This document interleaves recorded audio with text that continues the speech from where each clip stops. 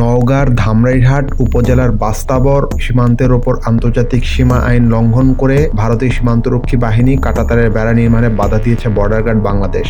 পরে কাজ না করেই ফিরে যান বিএসএফ এর সদস্যরা। এই পরিস্থিতিতে বিজিবি ও বিএসএফ এর মধ্যে ব্যাটালিয়ন কমান্ডার পর্যায়ে পতাকা বৈঠকের আহ্বান করা হয়েছে। বিজিবির নওগাঁর পত্নীতলা ব্যাটালিয়নের 14 বিজিবি অধিনায়ক কর্নেল মোহাম্মদ ইকবাল হোসেন আগামীকাল শুক্রবার বিকেলে বাস্তবর সীমান্ত চৌকি সংলগ্ন সীমান্তে শূন্য রেখায় এই বৈঠক অনুষ্ঠিত হওয়ার কথা রয়েছে। কর্নেল মোহাম্মদ ইকবাল হোসেন জানান, বাস্তবর সীমান্তে প্রায় 600 গজের মধ্যে দুই দেশের কোনো বেড়া নেই। গতকাল বুধবার 9টা থেকে বিজিবির সঙ্গে কোনো সমঝোতা ছাড়াই সীমান্তে শূন্য রেখা ভারতীয় সীমান্ত বিএসএফ এর সদস্য এবং কিছু নির্মাণ শ্রমিকের কার্যক্রম চোখে পড়ে। ওই এলাকায় তারা গাছপালা কাটছিলেন এবং এক্সকেভেটর দিয়ে মাটি কাটার কাজ করছিলেন। আইন অনুযায়ী সীমান্তে শূন্য রেখা থেকে 150 গজের মধ্যে ফসল চাষ ব্যতীত সীমান্ত পরবর্তী কোনো দেশের সীমানা বেড়া কিংবা কোনো স্থাপনা নির্মাণ করা যাবে না। কিন্তু বিএসএফ এর সদস্যরা আন্তর্জাতিক আইন ভঙ্গ করে সীমান্তে স্থাপনা নির্মাণের চেষ্টা করেন। জানতে পেরে বিজিবি সদস্যরা তাদের বাধা দেন। পরে কাজ না করে ফিরে যান বিএসএফ এর সদস্যরা। কর্নেল মোহাম্মদ ইকবাল হোসেন বলেন, আজ বৃহস্পতিবার সকাল 10টা পর্যন্ত ওই এলাকায় তাদের কোনো কার্যক্রম চোখে পড়েনি। তবে সতর্ক অবস্থায় রয়েছে বিজিবি। টহল জোরদার করা হয়েছে।